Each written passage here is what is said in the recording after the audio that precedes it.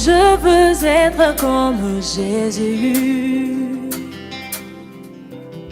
Je veux être comme Jésus toute ma vie. Je voudrais être comme Jésus.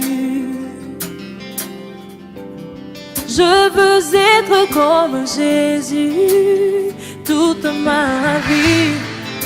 Hey, hey.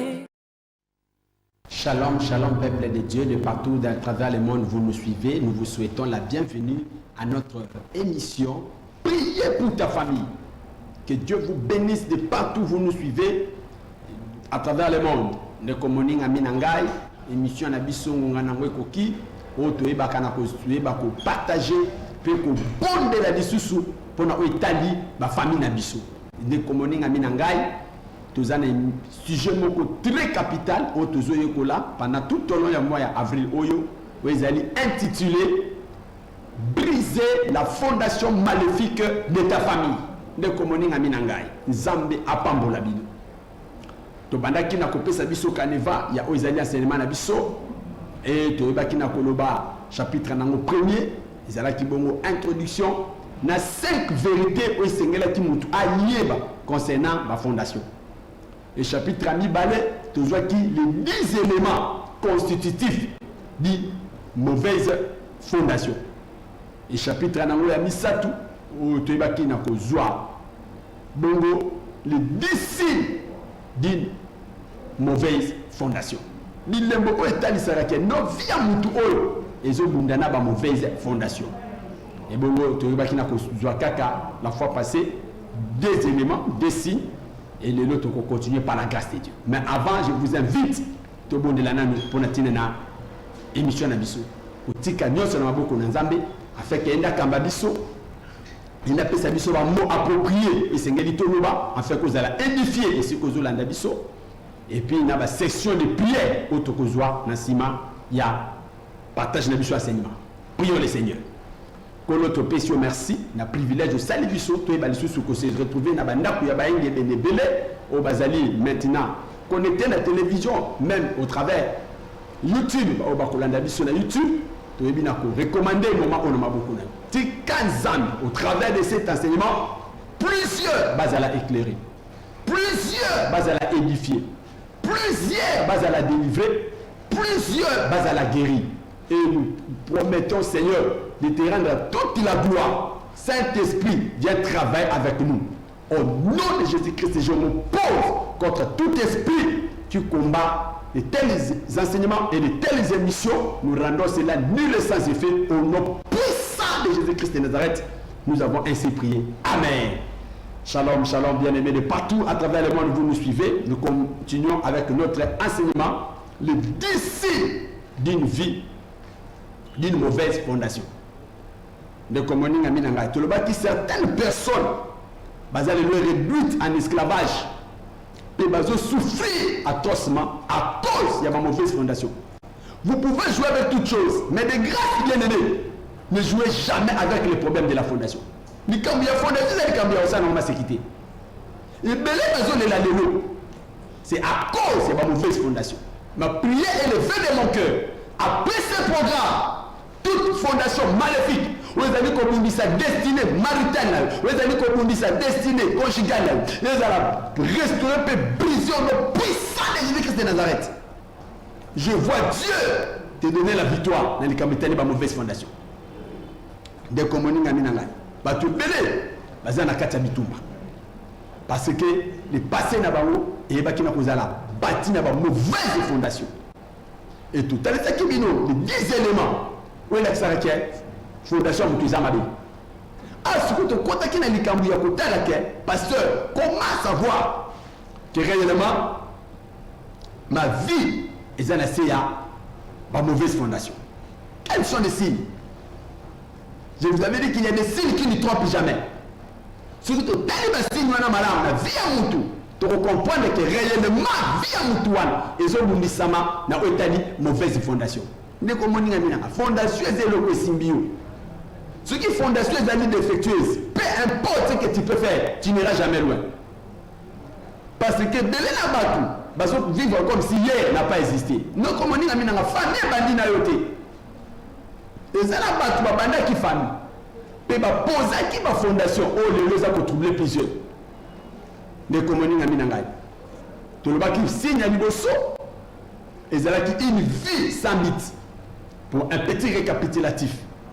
Signe ya mibale, to le ba qui un travail acharné mais sans profit. Des efforts mais non récompensés. Et ça là pas que ça mon toki. Mais parce que mon ambal mon toki na ba moté. Je prie Dieu et que ça la partage na oté. Ne commanding à minangai. Je connais plusieurs personnes. Bazo limisa mon toki bazo travailler sérieusement. Mais ce qu'on a fait bois 57 ans la ola limisa ni mon toki. Mawa. De commanding à minangai. Ni moi ni salité. On me pèse dans mon bon, on me pèse sur Missi Moutoko, Keibo, Zonibo. Mais ce qu'on fait de là, les efforts, où on déploie dans mon bon, ce que tu gagnes, Mao, ça laisse à désirer. Si là démontre que quelque part, quelque chose ne va pas. De commoning à Minangai. Troisième point d'avis. On te lit aussi Balero pour notre dîner. Ezali.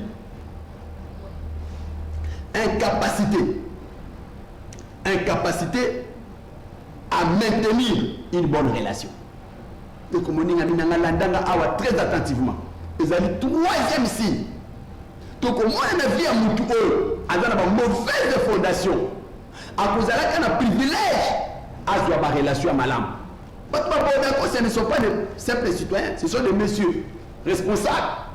Déjà qui ont un avenir et du poids social. Mais le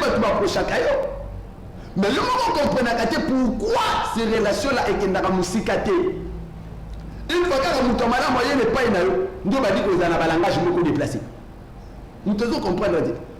Mais moi, comment on est impoli. Et puis même si ceux qui ont le rapport qui ont osé impoli, non, tu exagères, cette fille-là, non, on ne pense pas. Elle a des manières. Mais des manières où les allocations quand on a des relations beaucoup malades, des manières où on a éliminé. À comme il y a un comportement qui laisse à désirer. Et là, quand on a des causes la nanaï, ma partenaire, vous voyez, déjà sérieux pour une relation aussi prometteuse. Mais tel est où se comporte. Tel est l'attitude de manifester dans la relation. Bien aimé, incapacité à maintenir une bonne relation. Et sur la solution qui a monté pour une fondation. Nous avons une fondation. Tous les gens qui sont venus auprès de toi n'étaient pas simplement des aventuriers.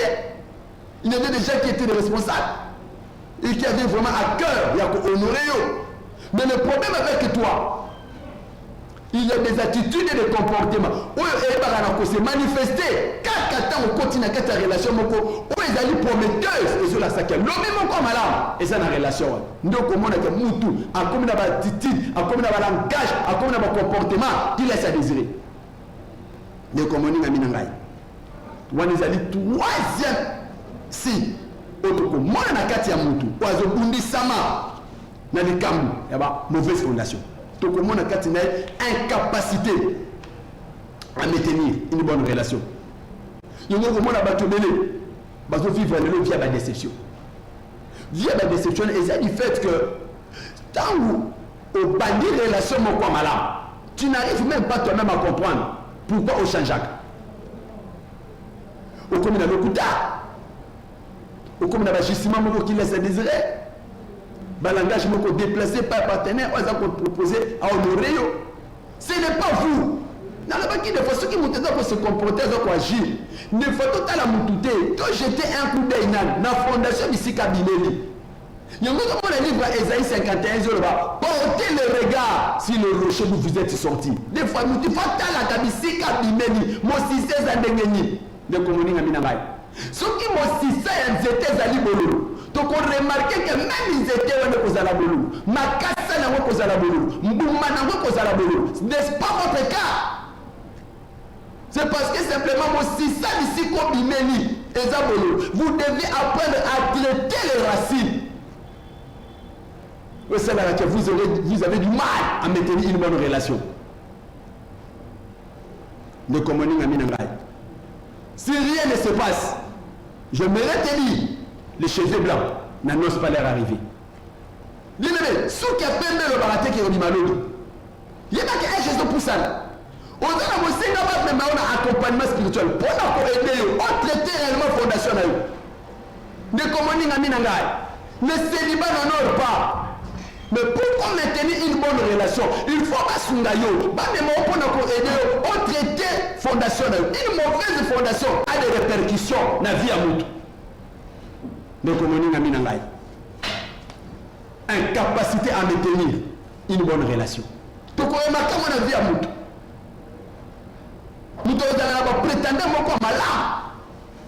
Mais pas mal au Kénéka. Sur le coup de mais Mélanie, comment? Gilbert, non, on est plus ensemble. D'abord, qui ça y est? Quand ils ont des années avantages pour nous. Dans le Bakabou. Nous avons des années avantages.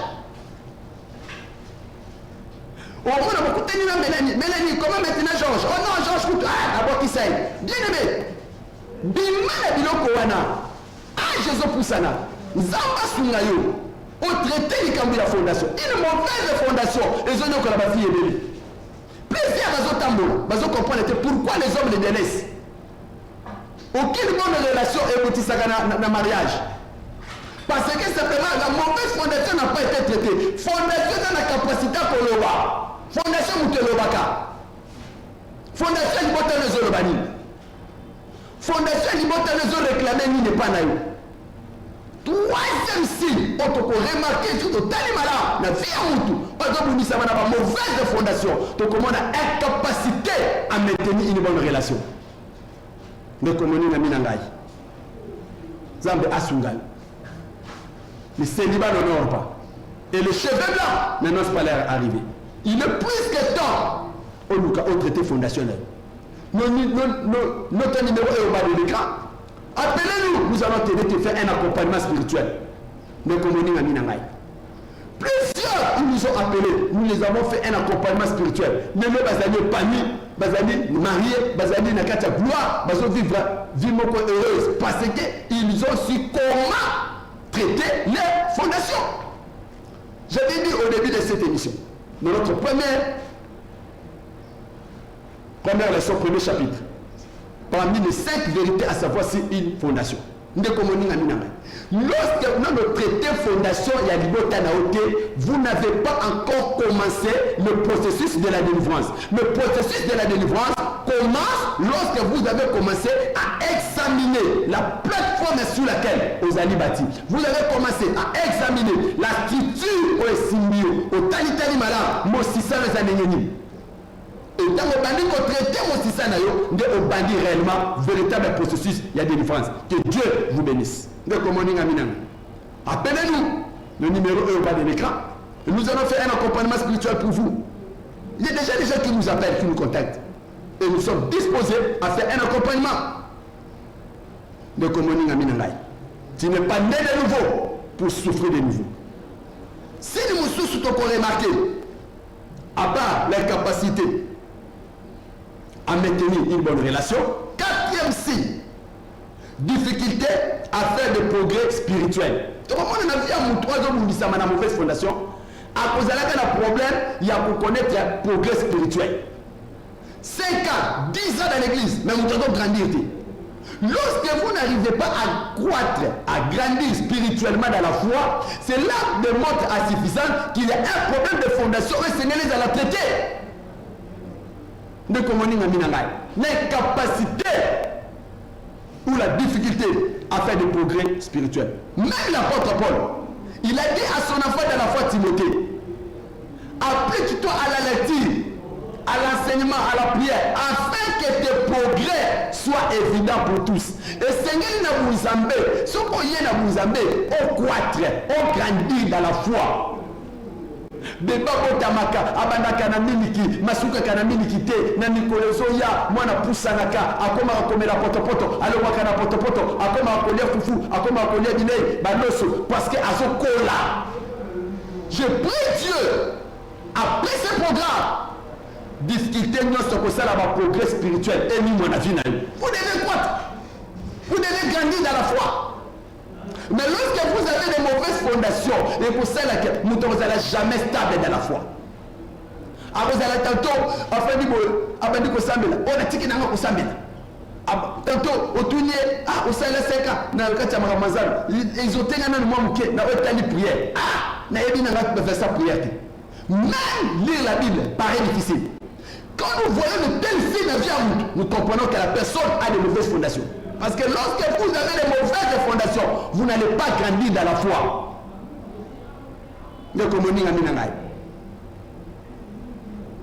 Cinquième signe, autre commune, la vie a de mauvaises fondations. C'est-à-dire le syndrome de l'échec au bord du succès. Les élèves échec n'a rien pour constater que sera comme tout près de but, tout près de la réussite. N'est échec est à l'islam. On va dire qu'on a besoin d'aller dans le bima soua et par quelqu'un à Kobaluka, et le pénal niveau. Parce que bien que va projet mon comme madame a fourni l'effort, a tiré les moyens qu'il faut. Lorsque comme il a côté souka a du succès, il y a des cambolo comme ça qui mbalamma ma kamebe dans la dernière minute. Les hommes qu'on a si et là qui s'arrête via Moutol et les hommes Nisama n'a pas mauvaise fondation. N'est-ce pas ton problème? N'est-ce pas ça ton problème? T'as là ma kamebe no banda, mon comment n'a nulle part parce que les bébés à kana kota souka. De commander ngami nangai. Les autres par exemple belé ya bato ko moni na sena mo comment est-ce que ma kamebe bébé la banque appelé pémina souka. Il y avait une dame azala qui n'a pas na souffrir. Azaki na place ko fanda te akomi ko fanda na bana na pesi espace na salon ceux qui bande quoi na baningi bakomi mutu ba kota bala na c'est bon ya katanda a na sala là cette femme menait ce genre de vie et akoma qui na ko se préoccuper na likambwa je me suis soit famille boy batimo mi bale ba ko lukai ba di mama to zana moko moto zo mato salawa ce qui to intéressé et que simbi to pesa yo 10% ya cop to zo na to so à tous les moments, problème est allé. Babito zana marchandise moto ni ngatoteka. Ezala ki œuvre d'art. Mais to ligné o ebe biso le quoi yo zalama ba contact na batu ba ko zana ka pasteur so mbango et bon so ki ba sombi amo nde biso to peso 10%. Adia gloire à Dieu. Ne mi pesa na likambo peut-être so ki ba tekelo ko na zumbo o ba pesa na 10% et pesa na moi départ na vie. De commoninga minangai. Nous avons une histoire vraie. Oh, Moutabika, c'est un pasteur Samuel, nous avons la vie de communing à Minangai. Qu'est-ce qui est arrivé? Azalaki na une sœur avec qui on fait la Rugini, camarade. Papa n'a pas Azalaki na mbongo, Azalaki Jamater, Azalaki Moutoupe Yaba, Makambobeli. A touché, il a dit non, tout ça, Moutoumou, Azana, Evredar, Azolinga Tekango, est-ce qu'il n'y a pas moi intéressé, Papa Nabino? Alors, bon, ça va, nous allons mieux. Là, il n'a aucun contact, n'a papa, ou soit n'a papa. Moi na sali tout à celui na papa non nazana muninga nanga bazana azana batumoko bazana ba faire moko balinga proposer papa si vous nous intéressé vous pouvez conclure l'affaire avec ces gens. Papa a précisé là moi na moi suis na aya au monde nanai moi na moi si ba kutene na mvua mawana ba sololi madame va malami bon problème exact je suis d'accord mais le fond na mon nango bon le jour tel na tongo makasi parce que ngana lingara na tongo na conclure ba faire na ngana batu. Et bon, il y a un tongo. Ceux qui n'ont pas un tongo, après cela, on a pris à disposition. Les communes ont mis en place. Moi, je mentionne que les hommes qui sont un jeudi. Bakomi, biambi bamona tongo, bafani na nsalo papa utakileja ko sokola, bomami, bomonika ba mikonzi. Afandi azana na bamoina yazo yambaka ba. Bango ba ko kota. Tenu ba mo problème les amis. O tête en awana evredal, je crois, de quoi bisakio tozana evredal bona bo. Obola sa evredal bala ki sezala ki un crocodile moko boa noa ya ki toko makasi ya mune. Tant voit manatali atala beni ba tunai batali ba solune na lito ba non voit mo son bango to okote ki na poto.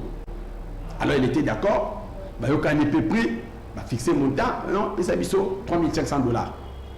Les messieurs étaient décor aussi à Bimsambo, et c'est consigne, moi si n'y a côté dans chambre, à c'est carton et bon.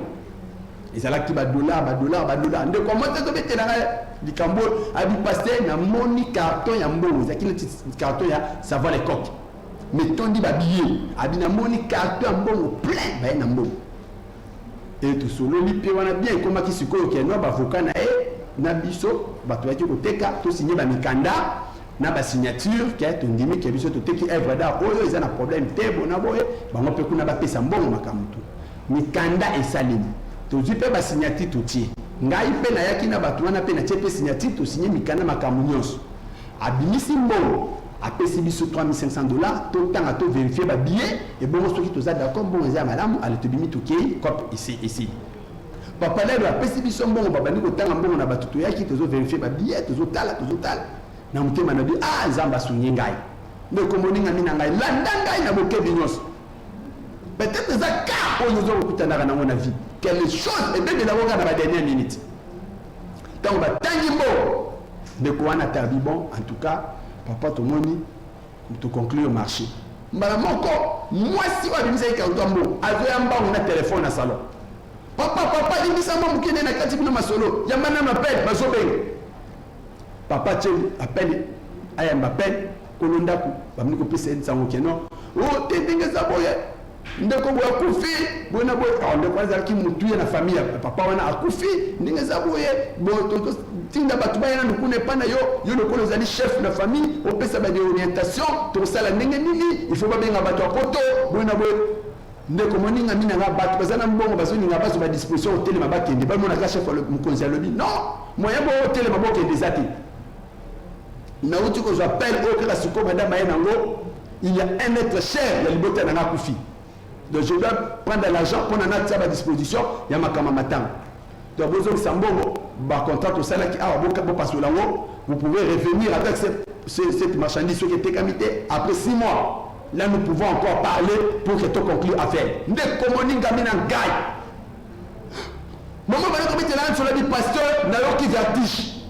Ne qui ni chopa li bumuna biso ba se ningani. Ne communique à mina gaï. Pour dire quoi? Makambo koma ki na suka me makambo baby pe na dernière minute. Il y a une écriture na Esaïe, na Job. Ne dit j'entendais le bonheur, mais le malheur est arrivé. Je prie Dieu na 2022 qu'il n'en soit pas ainsi pour toi. Yo cause la bonheur ke kamutokoya. O cause la bonheur te pona échec et ya. De comment ninga minangai. Maman le dit papa.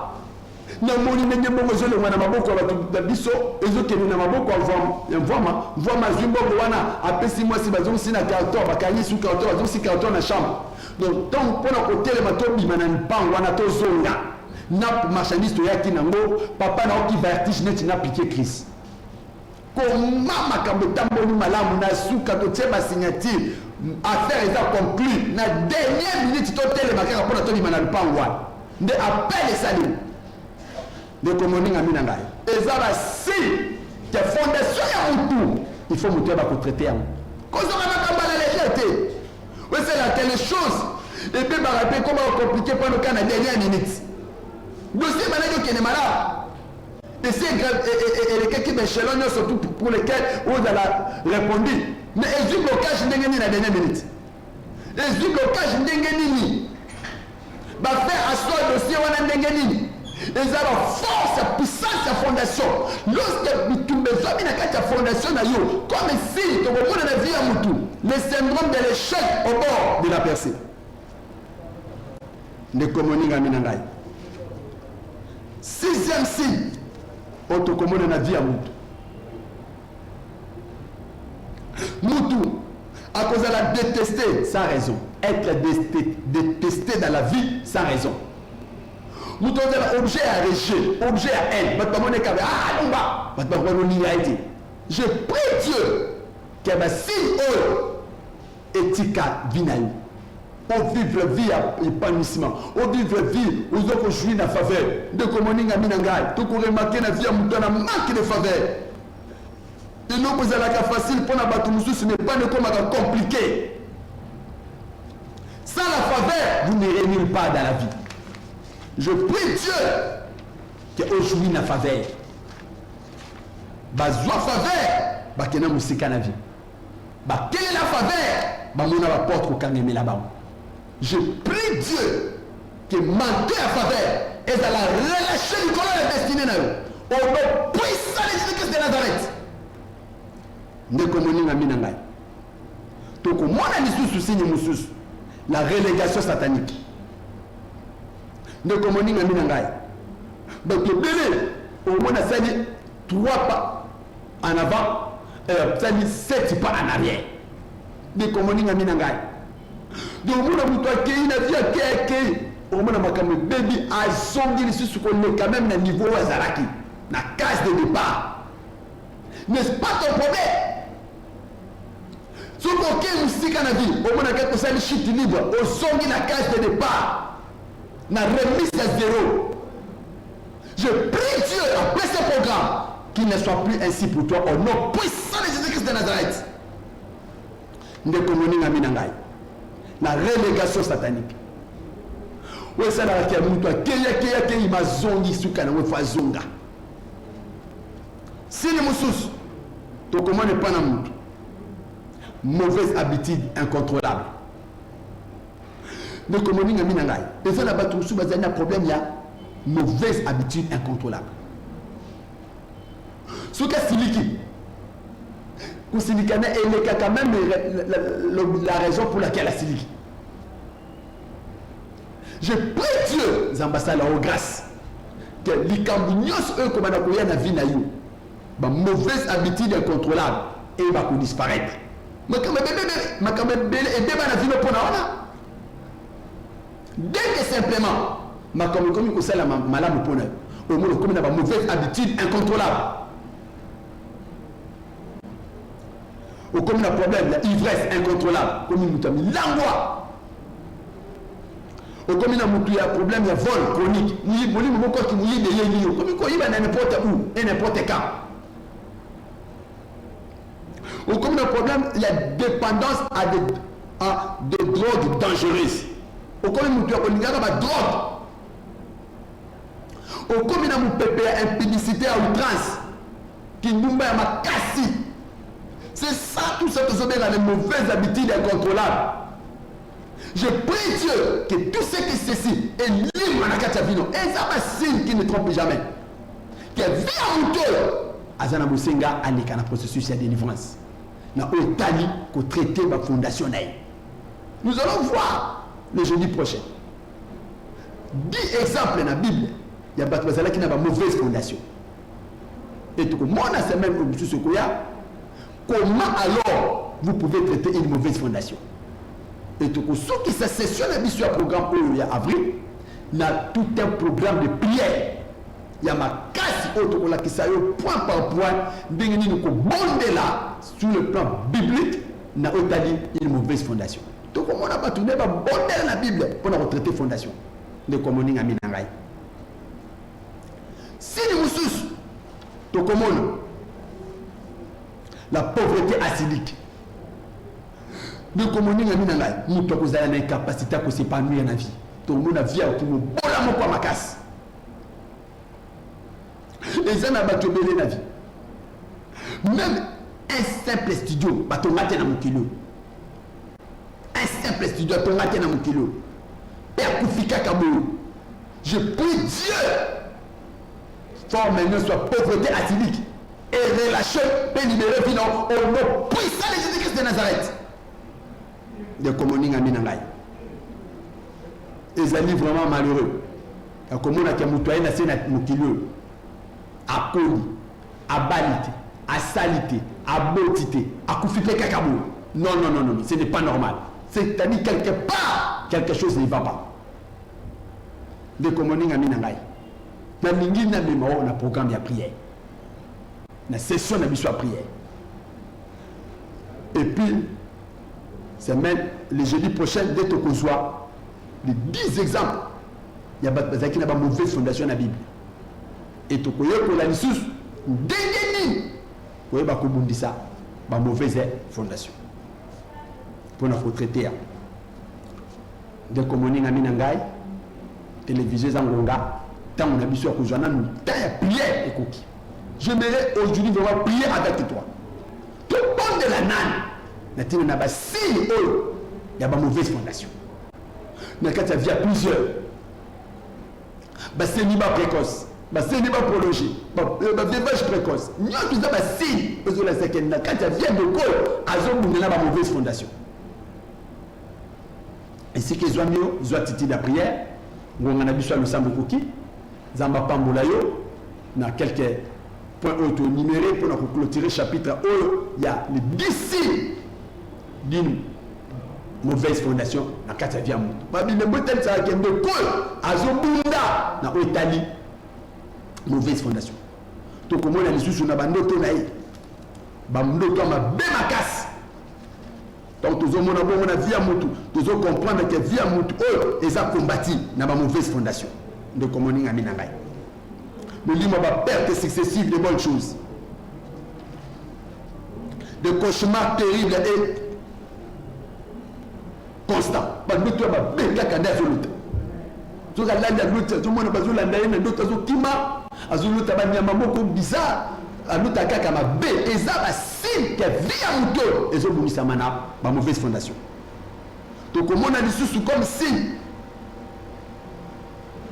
na kati via ndeko oyo to komona des pertes successives qui se suivent dans la vie molimo ko mungisa appelle à les bonnes choses elle perd l'argent. Elle perd même la grossesse. Ça, ça, la zémi, mon zémi, comme il y a 3 mois, 4 mois, zémi, il y a 4 mois, bon, ici, zémi. Ne communique à Minangai. Zoua titi la prière, to ling to bonne. Point de prière, na biso alimusu. To zo bonne. Ozo ke nuko beta maboko. Ozo ke nuko loba na nzambe. Na ye ko telemina. Mon limo nyoso a travail dur et non profitable.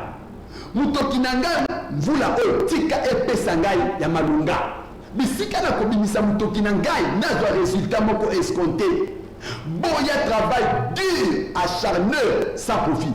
Boya des efforts non récompensés. Boya molimona. Le bana simananga yaw na kombo na Yesu Christ Masia na yeko boy molimo nyoso ya kobimisa mutoki ya kozana résultat na yeko boy ba effort non récompensé na boy viwana la partie ya lelo na zoza décision. Ce qui na bimisi mutoki na ngai na komona résultat. Ce qui na bimisi mutoki na ngai na ko jouir na fruit ya mutoki na ngai. Selon Ésaïe 3 verset 10, dites que le juste prospérera, il jouira de l'œuvre de ses mains. Allez beta maboko banda kopo molimo nyonso ya kobimisa kamutuki oza na résultat banda kopo ya ko nanda kubisika ozola na ngai o sokonde komboka na prière o sokonde assez c'est assez banda koboy molimo nyonso ya kobimisa mutoki oza na résultat banda koboy ba effort non récompensé boya ngona bina boya ngona bana na yo boya ngona bandeko na yo boya ngona kati ya libota na yo boya yango na kombo na Yesu mvula oyo bisika mutoki na ndeko bima na komona ba résultat o sobondela beta maboko na nda tomboka banda kotambola na salon priez sérieusement loba na nzambe na ane oyo na keko boya mutoki na ngai ekobima pamba te c'est alors qu'il est écrit vous ne travaillerez pas en vain boya musala punda boya yango na ki obimisa mutoki oza na résultat banda koboy beta maboko na nda tomboka na losa boya yango na kati ya vi na yo boya yango na via bandeko na yo priez sérieusement au nom de Jésus. Au nom de Jésus, nazo boya, travail nyonso, oyo misanga butoki, mais nazo zana komona résultat, nazo travail le col éléphant, nazo za salaire à fourmi, na boya ngona finanga, na boya ngona bandeko na boya ngona bana na boya ngo, o so boy, na kombo na Yesu, banda koboy, au nom puissant de Jésus-Christ de Nazareth. Ne commanding à minangai. Tozo koba na prière. Kolemba no sambo te na ndako bisiko zwami ozo bondela sikoyo. Deuxième point, autonomie, incapacité à maintenir une bonne relation. Ozo lingana no boya nanu manto wana elamba wana osala koza la rejeter humiliation yaba déception ozo lo lana no elamba wana bondo lozo lo bana sima na avec agressivité kuna na ndako bisiko zwami kolemba lo sambo te lo bana yena ko boya pe ko briser toutes les malédictions. Ban voutement, ban charme, où ils allaient qui placer le colon à lignée et libota nangai. Où ils allaient qu'on réclamer destinée nangai. N'aille qu'on renoncer peut qu'on briser malédiction wan. Allez bêta maboko, banda ko na malédiction nyonso, na kakali bêta na yo. Où ils allaient qu'on péché, bon na pauvre, bon na panisme, bon que de libosoté, kabala malongo mona na te. Ozo briser malédiction nyonso générationnelle. Ozo briser yango na kombo na Yesu Christ Masia. Ezo mana famille bo tata nanga, ezo mana famille bo mama nanga, ezo mabisika na balela. Malédiction nyonso générationnelle. Où ils allaient qu'on péché biso, toi bana ko connaître persété, toi bana ko vivre exploité, na briser yango et je me libère de cette malédiction. Na libérer mananga, na sia juga malédiction na libérer bande konanga, na kombo na Yesu Christ Masia. Banda kolonde brise toute malédiction générationnelle. Brise cela sur ta vie. Brise cela sur ta lignée. Brise cela la bande de Konayo. Na combo na au nom puissant de Jésus-Christ. Au nom puissant de Jésus-Christ. Au nom puissant de Jésus-Christ. Banda ko briser. Banda ko briser. Banda ko briser. Na combo nazo briser. Nazo briser. O les animaux malédiction générationnelle. O teleme la kavina ngai. O réclama kabana ngai. O réclama kalibota ngai. O réclama kabisika na balela. Nazo bimango. Nazo bimango. Nazo bimango. Au nom puissant de Jésus-Christ de Nazareth. Bien-aimé, ozo koba na lo prière. Koleba lo samote. Ozo sambela. Ozo ke no kobone. Lobana simananga. Yaw. Na kombo na Yesu Kristu Masia. Oya kufa se kwa pazali na bomoy. Na yeko bima. Na syndrome. Ya ba échec au bord de succès. Na boy syndrome 1. Na bimina yango. Na bimina yango. Tout bon projet na kobanda. Et okoma na suka. Na kozo résultat satisfaisant. Na boy phénomène. Ya ba échec au bord de la réussite. Na boy yango. Allez, beta yango. Banda koboy. Banda koboy. Ya makambo de la kayo kata. Na dernière minute. Boy yango. Boy yango de komani na mina kananda. Bête ma boko sobo. Osobo ya phénomène. La makambo de la kayo kata. Na dernière minute. Osobo yango na vie. Osobo yango na bana na yo. Osobo yango na bande na yo. Osobo yango bisiko balela. Banda koboy. Brise cela au nom de Jésus. Nazo boy. Phénomène union sort. O cela que Seigneur mon Dieu moi. Na connaître qu'un échec au bord de la réussite. Na boy yango. Na boy yango. Au nom de Jésus. Au nom de Jésus. Ozokoba na kobonela. Ozokoba na kobonela. Ozokoba na kobonela. Kolemba no sambote. Priez sérieusement. Priez sérieusement. De là où vous êtes. Osez à côté les mananda. Ozo beta maboko. Ozo tambola. Ozo tambola. Ozo boya. Ozo boya mu. Na vie na yo. Na vie à bana. Bana bazotang. Mais c'est comme une kota suka. Au moins na beni. Assisi en été. Boyango. L'échec au bord de la percée. Boya phénomène one. Boya syndrome one. Boya syndrome one. Il y a l'échec au bord de la percée. Boyango. Comme on est sur Christ Massia. Comme on est sur Christ Massia. Nazo ke no koboy. Nazo ke no koboy. Nazo ke no koboy. Au nom de Jésus-Christ de Nazareth. De komoninga minanga tozoko bana prière kolomba lo samote le bana simananga yaw na kombo na Yesu Kristu Masia na yeko boya na kombo na Yesu Kristu Masia maladi nyonso o ebela kabande ko nangai o ebela kana libota nangai o ebela bakoko nangai na yeko boya ngona vina ngai na ko bela ya ngote maladi bela koko nangai na ko bela ya ngote maladi nyokola bande ko nangai na ko bela ya ngote molimo nyonso na maladi na ndaku nangai na zo pesa mitino ekanga bisaka ebima ale beta maboko menase mu pepa maladi na ndaku menase mu pepa maladi menase mu pepa maladi mu pepa nyonso maladi na kati ya ndaku na bana na ngai na bandeko na ngai na ekotelemela ngo babenga ngo maladi ya pema babenga ngo maladi ya mutu babenga ngo maladi ya makolo babenga ngo maladi ya diabete babenga ngo maladi ya asthme babenga ngo maladi ya diabete na ekotelemela ngo na kobela yango te ebima na ndaku na ngai ebima na bana na ngai bana kobenga na mu pepe na maladi benga na mu pepe na maladi benga na mu pepe na maladi benga na mu pepe na maladi au nom puissant de Jésus-Christ de Nazareth ozo tambela tomboka la prière assez c'est assez banda kumaombi assez c'est assez banda kumaombi priez sérieusement ozo telemela mpepe na malade na kati na ndaku na bana na yo na molonga na yo na bandeko na yo ozo benga nango ezala malade ko buakela ezala malade ko lokama ezala malade bitumbu ya bandoki na kobela yango te ora kombo na Yesu ale banda ko benga mpepe na malade ozo benga bondela oh na komone na zo benga mpepe na malade na kati na ndaku na ngai na kobela yango te ndakoyo ekozala refuge ya malade te na kena ko benga nango o puissant de Jésus-Christ de Nazareth de komoninga mina ngai ozo bondela malamu to komi na losambo kolemba losambo te place ozana ndaku zala ya kotelema ndeko moninga mina ngai eza session na biso prière ozo répéter siko yawe na kombo na Yesu Kristu Masia flèche nyonso abondoki o ba beti na direction ndaku na ngai o ba beti na direction bana na ngai ezoya na lokito pona kota na ndaku na ngai na lobi flèche na etelema eko kota na ngai te eba luka ezongela motinda minangu na kombo na Yesu ezala flèche ya maladie ezala flèche ya kufa ya poisa ezala flèche ya bobola ezala flèche ya ba remise à zéro ezala flèche ya célibat prolongé na lobi eko kota na kunangate yo flèche nyonso babeti na mokili na molili telema baluka pe zongela batinda mina yo tokela pia allez c'est la flèche tout flèche nyonso allez ezala batina retu zongisa ba flèche wana flèche nyonso babeti ezena lokito pone kota na ndaku na yo eme ma désastre eme ma tragédie eme ma lelo ozo pesa meeting ozo bana flèche wana na molimo ozo monango mona flèche ndenge soya mona ndenge soya na molimo monango loba telema yo flèche ya maladie telema yo flèche ya kufa ya poisa telema yo flèche ya célibat prolongé telema yo flèche ya ba remise à zéro telema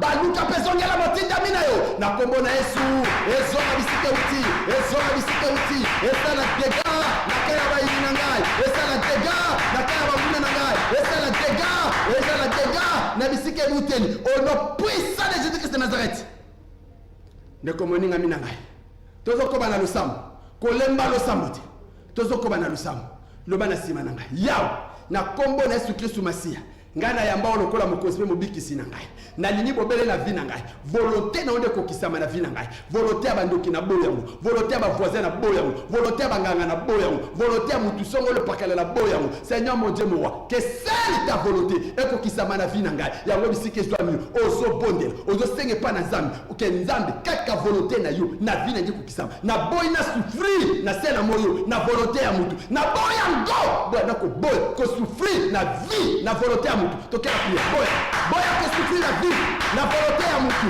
boya monde ko moni ngina 2022 banda ko boy na ko souffrir te 2022 na volonté ya mutu na boya mo kaka volonté ya zambi esale mana vinanga esale mana bana nanga esale mana nyota nanga na boy volonté bandu na boy bomokano ya bangule esale na boy volonté ba voisin na boy volonté mutu nyoso mokilo azala tata mwasi azala noko nanga na le bikaka volonté ya zambi ndeko kisama na vie nanga na keko boya ko souffrir na vie na volonté ya mutu na boya go bana ngai ba ko souffrir na vie na volonté ya mutu je refuse cela au nom puissant de Jésus-Christ de Nazareth ne komoninga mina ngai tozo ko bana lusambo kolemba lusambo te répétez avec agressivité yawo na kombo na Yesu Kristo Masia ngana yamba lokola mokonzi pe mobikisi na ngai ebongo makomi na we lobi na ngai oya kotambola na yo akomona bobele pole akotambola na molilité yawe na lingina mona pole na bazela na ngai na lingina mona pole na kati ya mombongo na ngai na lingina mona pole na kati na libala na ngai na lingina mona pole na vie ya betida bana na ngai na lingina mona pole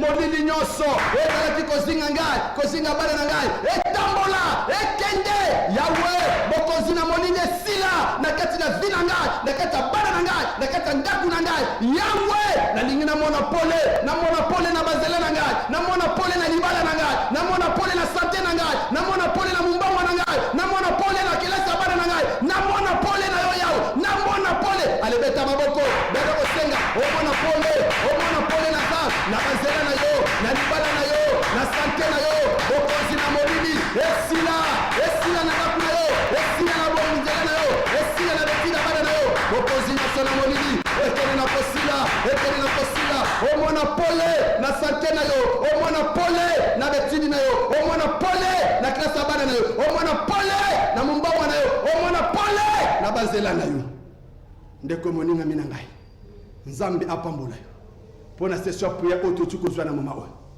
de partout vous nous suivez à travers le monde. C'était votre émission Priez pour ta famille, dirigée par le pasteur Samuel Moudeke. Bien-aimé, et comme étant on a vu sur ça, quelques annonces. Nous sommes là chaque lundi. Nous sommes en direct de 10h15 et nous terminons vers 11h. Rediffusion de l'émission de lundi, c'est chaque mercredi à partir de 17h. Une diffusion encore en direct, c'est chaque jeudi à 19h15. Vous allez nous suivre en direct, toujours sur la chaîne RTP, de 19h15. Nous commençons l'émission.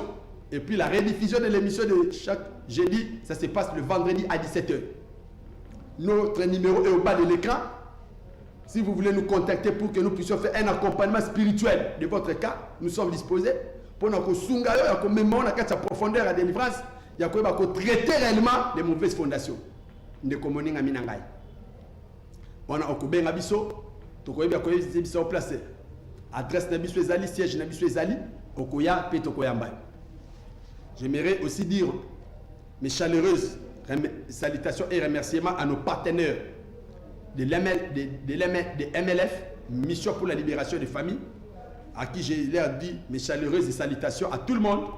J'aimerais aussi saluer mes chaleureuses salutations à Dr Sonia Moutoum.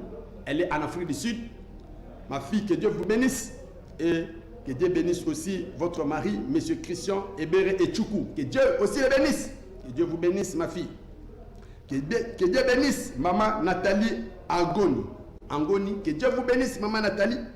Elle est en Belgique avec son époux, le révérend pasteur Pierre. Que Dieu vous bénisse de là où vous me suivez, papa Pierre, à partir de la France. Que Dieu vous bénisse. Que Dieu bénisse aussi notre maman Mimi. Maman Mimi Madjama. Que Dieu vous bénisse. Vous nous suivez à partir de la Belgique. Maman Mimi Madjama. Que Dieu vous bénisse. Martine. Maman Mimi, que Dieu vous bénisse. Donc, elle nous suit à partir de la Belgique. Que Dieu bénisse aussi notre soeur Arbin Bita. Que Dieu te bénisse, ma soeur Arbin Bita, qui nous suit à partir de Brazzaville, de là où tu es, ma fille. Que Dieu te bénisse abondamment. Et Dieu bénisse aussi tous les membres de notre structure MLF, Mission pour la libération des femmes. Et là, nous passons à maman Nadine Mongane. Que Dieu vous bénisse, madame Nadine Mongane, la charmante épouse de papa Richard. Que Dieu vous bénisse, madame. Que Dieu bénisse aussi notre maman Gertrude Mokeina. Maman Gertrude, que Dieu vous bénisse. Et là, vous nous suivez à partir de la Belgique. C'est ici que nous vous disons merci. Et notre prochaine rencontre, nous allons nous voir le jeudi à 19h15. Que Dieu vous bénisse. Bye bye. Que Dieu vous bénisse. Bye bye. Bye bye. Que Dieu vous bénisse. Que Dieu vous bénisse. Que Dieu bénisse tout le monde. Que Dieu bénisse ma charmante épouse, madame Nicole. Que Dieu vous bénisse. Bye bye. Hey, je veux être comme Jésus. Je veux être comme Jésus toute ma vie. Je voudrais être comme Jésus. Je veux être comme Jésus toute ma vie. Hey, hey.